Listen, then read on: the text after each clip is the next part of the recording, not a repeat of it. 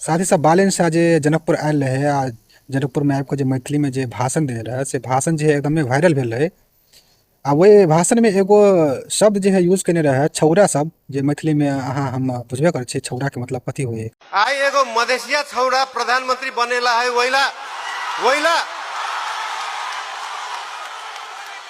I एगो Madhesia PM बने वाला है वहीला घंटी में वोट नहीं रहे के, सही लोग आवे वाला है वहीला घंटी में वोट रहे के।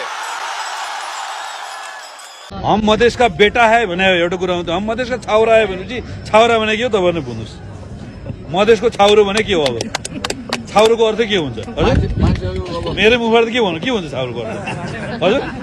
के को बच्चा छाउरो भने हजुर? के को बच्चा के को बच्चा छाउरो भन्नु न के रे?